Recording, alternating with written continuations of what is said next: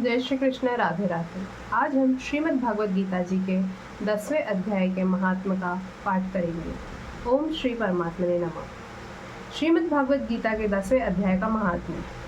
भगवान शिव कहते हैं, सुंदरी, अब तुम दशम अध्याय के महात्म्य की परम पावन कथा सुनो, जो स्वर्ग रूपी दुर्ग में जाने के लिए सुंदर सोपान और प्रभाव की चरम सीमा है।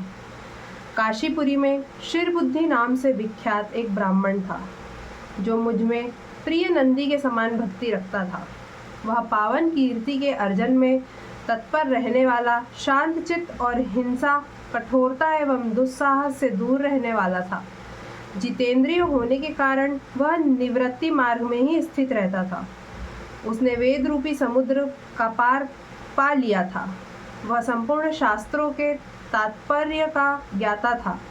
उसका चित्त सदा मेरे ध्यान में संलग्न रहता था। वह मन को अंतरात्मा में लगाकर सदा आत्म तत्व का साक्षात्कार किया करता था। अतः जब वह चलने लगा, तब मैं प्रेमवश उसके पीछे दौड़ दौड़कर उसके हाथ का सहारा देता रहता था। यह देख मेरे पार्षद भृंगी ऋषि ने पूछा, भगवान, इस प्रकार भला किसने आपका दर्शन किया होगा? इस महात्मा ने कौन सा तप, होम अथवा जप किया है कि स्वयं आप ही पद पद पर इसके हाथ का सहारा देते चलते हैं? भृंगी ऋषि का यह प्रश्न सुनकर मैंने इस प्रकार उत्तर देना आरंभ किया।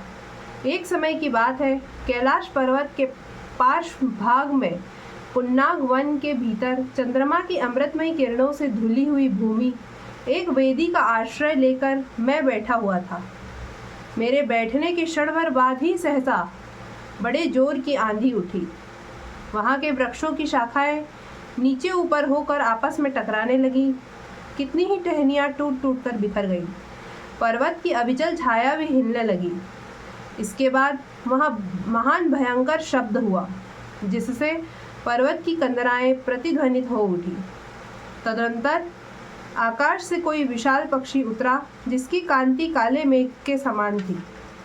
वह कज्जल की राशि, अंधकार के समूह अथवा पंख कटे हुए काले पर्वत सा जान पड़ता था।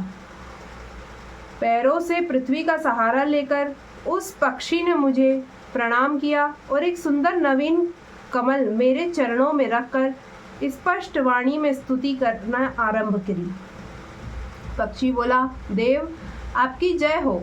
आप चिदानंदमयी सुधा के सागर तथा जगत के पालक हैं। सदा सद्भावना से युक्त एवं अनासक्ति की लहरों से उल्लसित हैं। आपके वैभव का कहीं अंत नहीं है। आपकी जय हो। अद्वैत वासना से परिपूर्ण बुद्धि के द्वारा आप त्रिविध मलों से रहित हैं। आप जितेंद्रिय भक्तों के अधीन रहते हैं तथा ध्यान में आपके स्वरूप का साक्षात्कार होता है। आप अविद्यामय, उपाधि से रहित, नित्य मुक्त, निराकार, निरामय, असीम, अहंकार शून्य, आवरण रहित और निर्गुण हैं। आपके चरण कमल शरणागत भक्तों की रक्षा करने में प्रवीण हैं।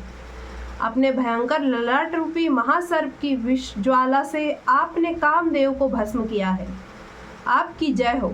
आप प्रत्यक्ष आदि प्रमाणों से दूर होते हुए भी प्रामाण्य स्वरूप हैं। आपको बार बार नमस्कार है।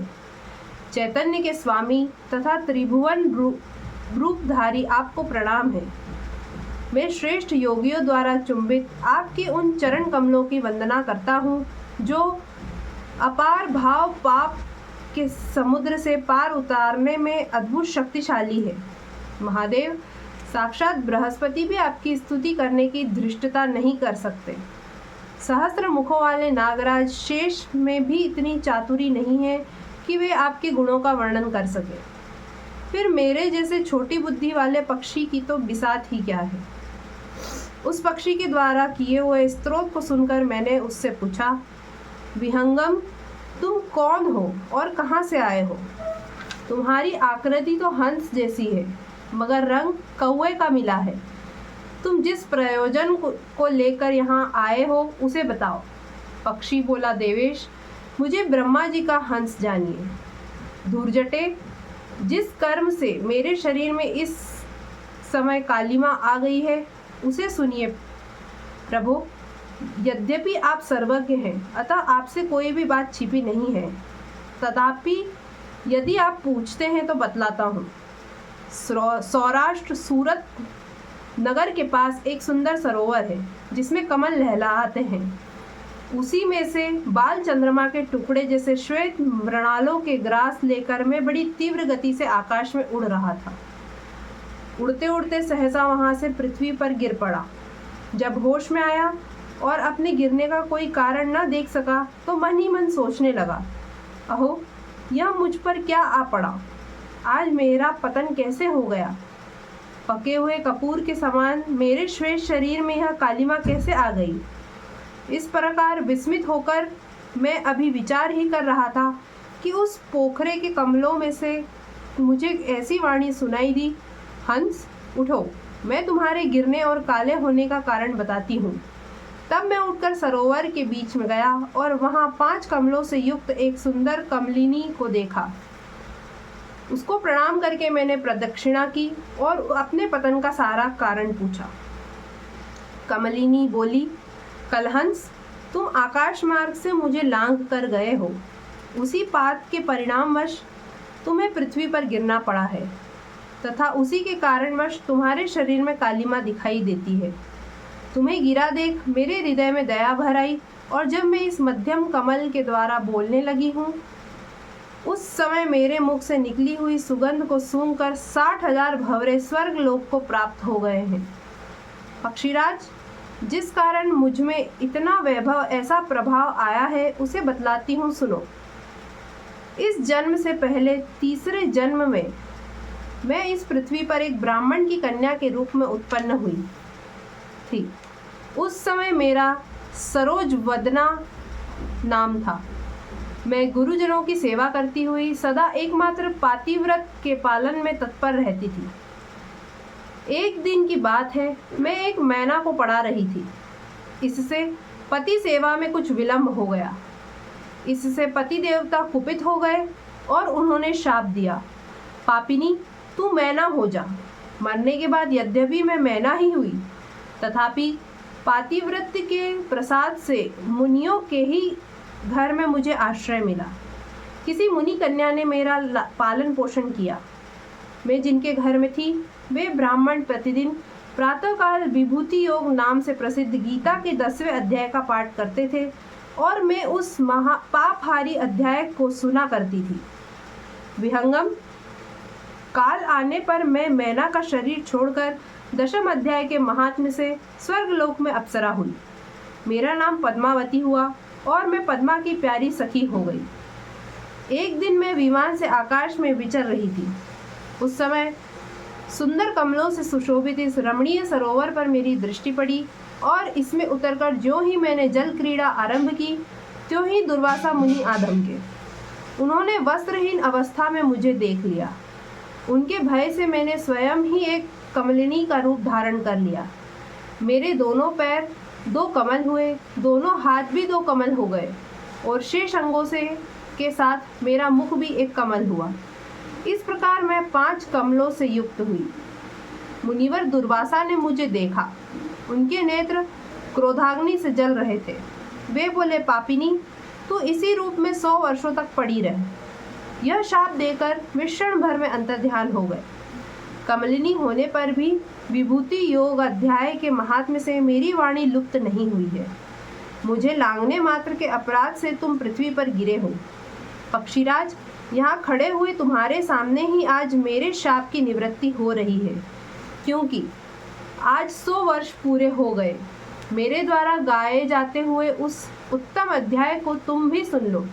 उसके श्रवण मात्र से तुम भी आज ही मुक्त हो जाओगे। यों कहकर पद्मिनी ने स्पष्ट एवं सुंदर वाणी में 10वें अध्याय का पाठ किया और वह मुक्त हो गई।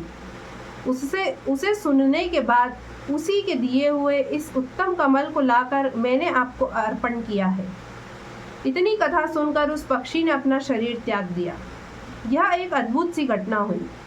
वह पक्षी अब 10वें अध्याय के प्रभाव से ब्राह्मण कुल में उत्पन्न हुआ है।